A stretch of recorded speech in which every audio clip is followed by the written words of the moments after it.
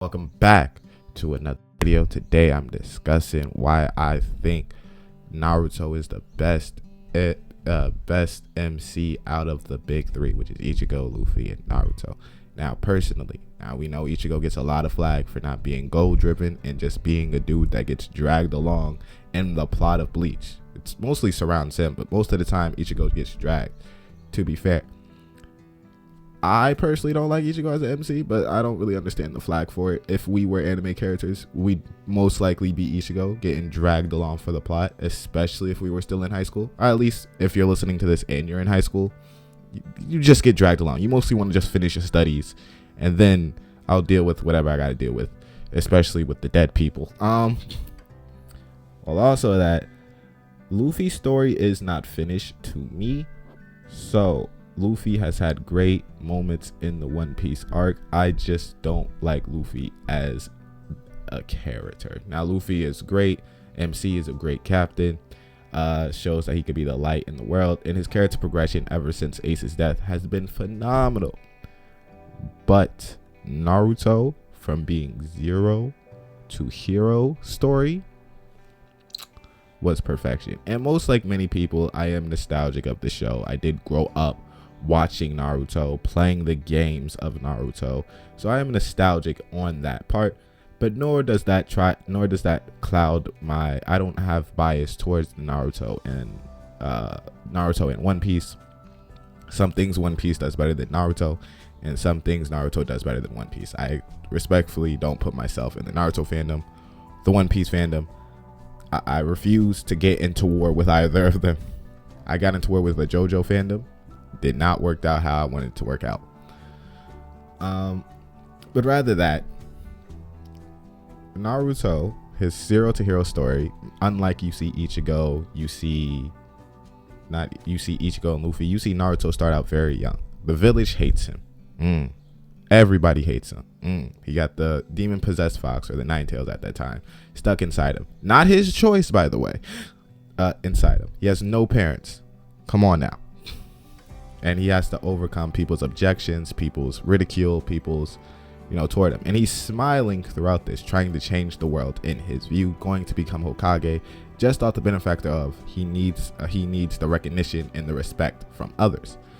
Now, he could have easily, which we all agree, he should have easily turned and said, yeah, I'm out this.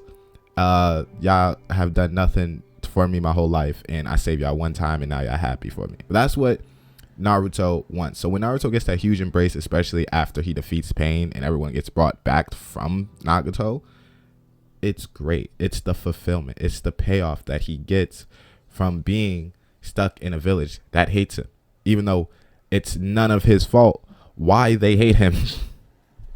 Especially on top of that, having a goal to be the top of your class, to be the top of your seeking. And even if he didn't achieve that goal, or he saw that the goal wasn't everything he wished for, of course, in that manga panel, I'm not going to show it here, refuse to edit, where he says it's not everything I could have wished for, but it's a great dream to have, to be at the top. For me personally, seeing that and being a younger one, has carried with me to be at the top of, trying to push for the top. There's a great quote.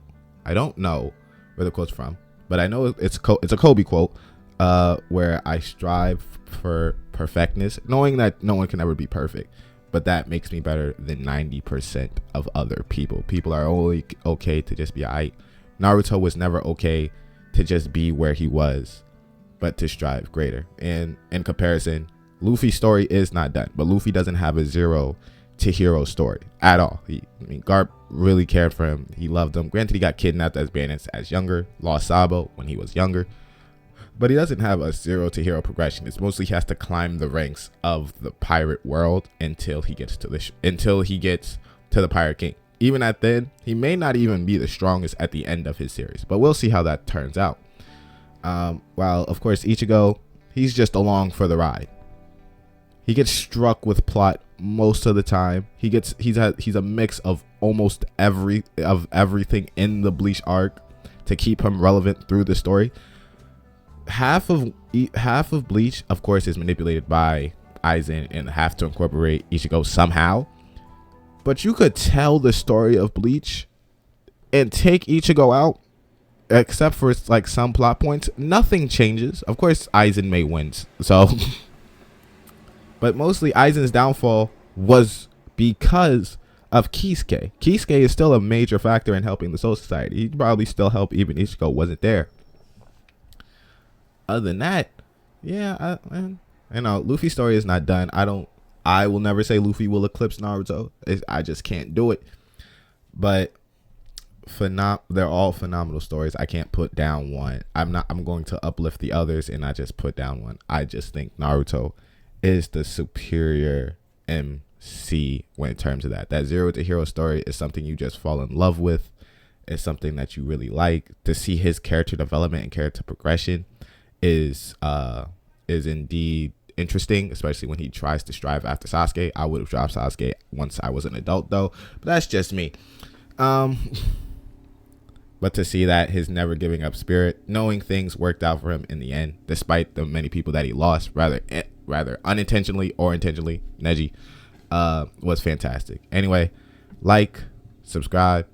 That's just my take on it. Let me know your thoughts in the comment section below, and I'll see you in the next one.